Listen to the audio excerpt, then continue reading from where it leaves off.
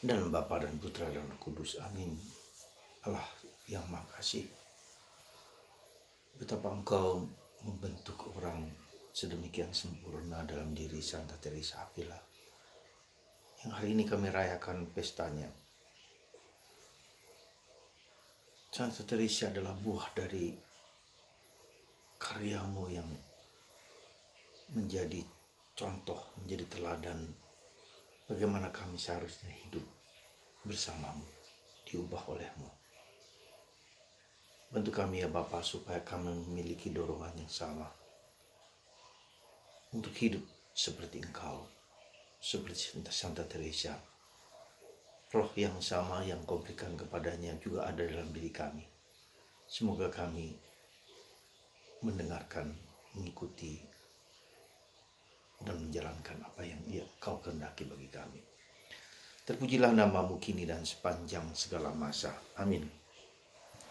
Para saudaraku terkasih dalam Kristus, hari ini saya akan mengajak Anda sedikit merenungkan tentang perjalanan hidup Santa Teresa dari Avila. Sekali lagi, Tuhan itu bekerja sesuai dengan karakter, dengan sifat kita yang sangat individual. Tuhan memberikan kepada kita malaikatnya yang berbeda dengan saya dan kamu dan Anda punya. Setiap malaikat yang Tuhan berikan kepada kita berbeda satu sama lain, sehingga kita memiliki karakter dan sifat. Maka kita tidak bisa meniru begitu saja para kudus yang hebat yang menjadi idola kita. Tidak bisa. Tetapi kita mendengarkan apa yang menjadi kehendak Roh Kudus dalam diri kita sendiri. Itu yang paling penting. Jadi jangan kita meniru, tetapi roh yang sama yang ada dalam Teresa itu yang perlu kita renungkan dengan baik. Santa Teresa dari Avila adalah seorang juga keturunan Yahudi yang kemudian bertobat menjadi Katolik. Dan pada waktu itu menjadi kewajiban orang-orang yang non-Katolik harus menjadi Katolik, kalau tidak akan dibasmi. Orang tua Teresa juga melakukan yang sama.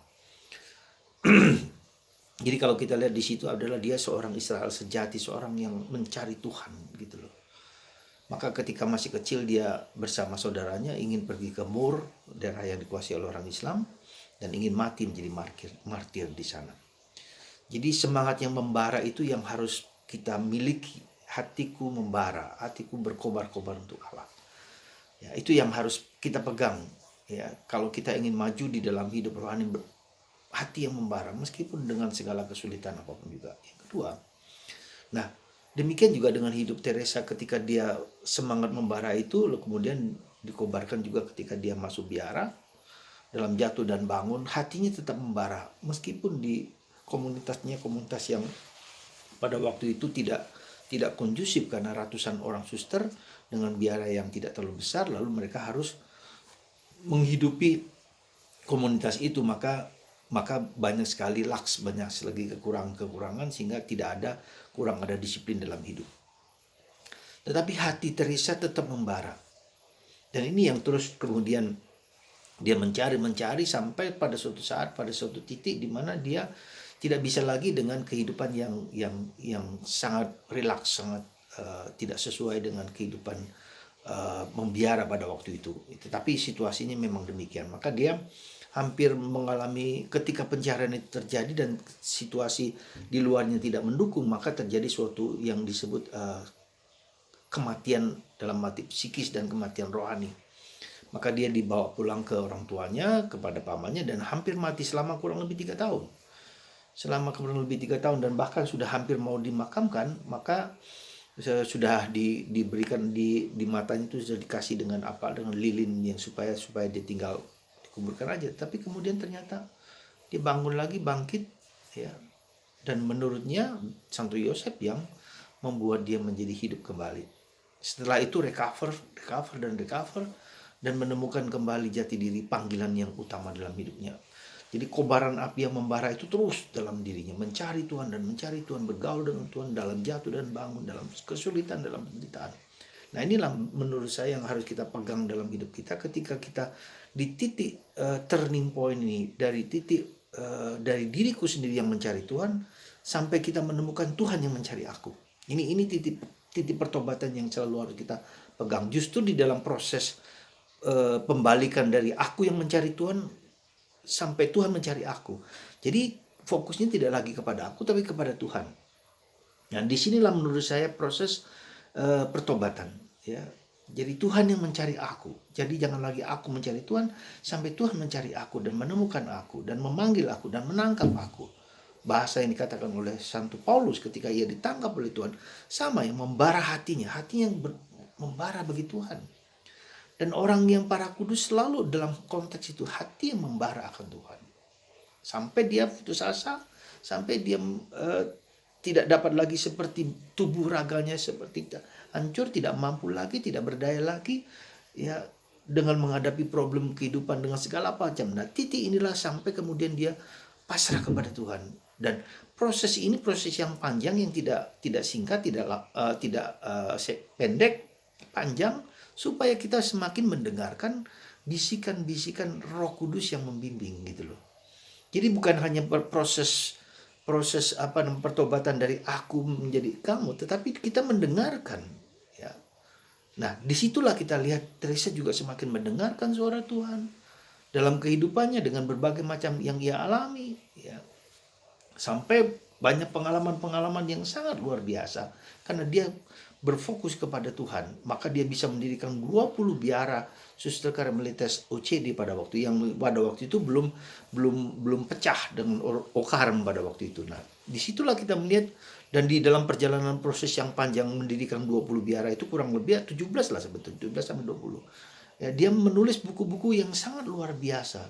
The Perfection, ya, The Interior Castle, dan banyak buku lagi. Jadi begitu tuh diubah oleh Tuhan yang mengubah hidupnya, Roh Kudus yang mengubah hidupnya. Buku-bukunya dengan tingkat kebujanggaan yang tinggi sekali. Nah, itu terjadi karena apa? Karena dia pernah ditunjukkan oleh Tuhan seperti dibawa kepada neraka, dan di neraka itu begitu banyak orang, tetapi di surga sedikit sekali. Jalan menuju ke surga itu sempit sekali. Maka dia menulis perjalanan hidup rohani dalam Interior Castle, di mana orang harus memasuki ruang pertama, kedua, ketiga, dan empat, lima, dan enam, dan tujuh. Jadi suatu bagaimana untuk mencapainya, maka dia memberikan panduan meditasi kontemplasi, ya, yang disebut dengan prayer of recollection, ya. Jadi ruang pertama, kedua, dan ketiga adalah ruang proses di mana orang mencari Tuhan, terus bergulat dengan semangat, dengan bergairah, ya. Ada banyak ular, ada banyak godaan, ada banyak macam-macam, ya. Ada banyak di situ ruang pertama, dua, dan ketiga. Nah, disitulah fokusnya kepada diriku sendiri. Nah, ruang keempat adalah transisi untuk masuk ke dalam ruang 5 dan 6 dan 7. Jadi transisi untuk bukan lagi aku tetapi Tuhan, ya. Nah, disinilah proses kita menjadi putus asa, menjadi kecewa, menjadi marah karena tidak mampu. Nah, disitulah kita butuh apa artinya rahmat, ya. Apa arti Roh Kudus? Tidak lagi bersandar pada kehebatan, kemampuan, dan kekuatanku, tetapi kepada Allah. Nah, disinilah kemudian proses itu sampai kemudian Allah mau datang sendiri, ya, seperti dia mengatakan suatu perumpamaan dengan doa itu. Ketika doa pertama itu kita harus mengangkat air dari sumur dengan memakai timba, dan itu berat terus menerus, harus latihan terus menerus, jatuh dan bangun, ya. Kemudian setelah itu ada proses, kemudian ada pompa yang cukup berat juga.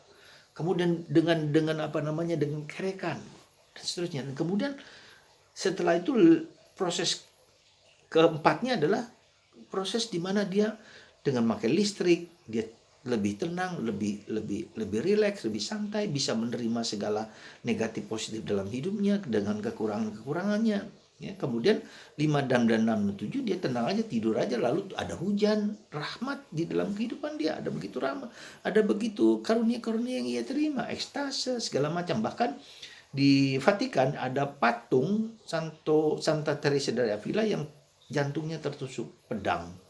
Nah, ini suatu pengalaman yang sangat intens dengan Allah, ya. Jadi dia diajak untuk ikut serta dalam penderitaan Yesus, dan itulah Teresa Avila, ya.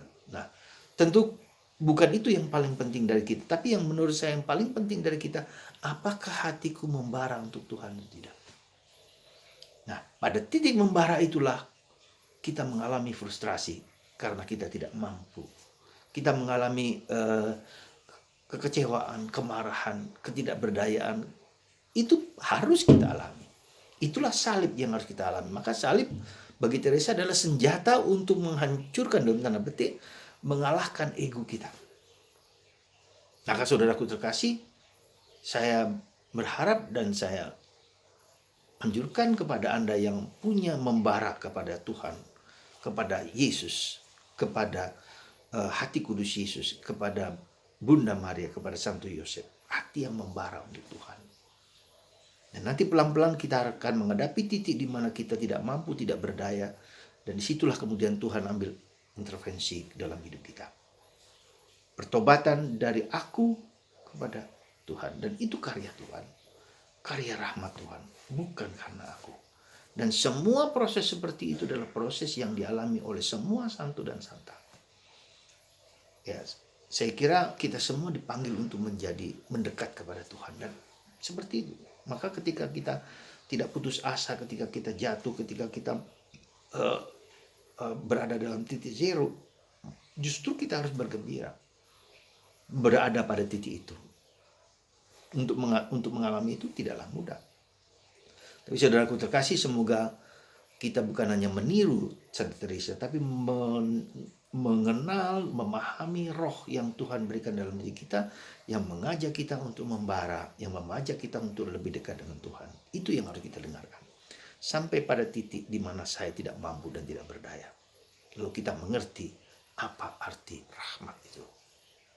Semoga Santa Teresa mengilhami Anda semua, dan karya Teresa telah mengubah banyak orang. Salah satunya adalah Santa Teresa Benedicta atau Edith Stein. Ketika dia membaca autobiografi Santa Teresa inilah, lalu dia terpesona dan mengubah hidupnya. Dan begitu banyak lain. Maka karyanya adalah karya yang luar biasa, ya, yang mengubah banyak orang. Semoga Anda tergerak untuk mencari dan menemukan Tuhan. Dan luar biasa, Teresa tidak pernah belajar teologi seperti saya atau para Romo.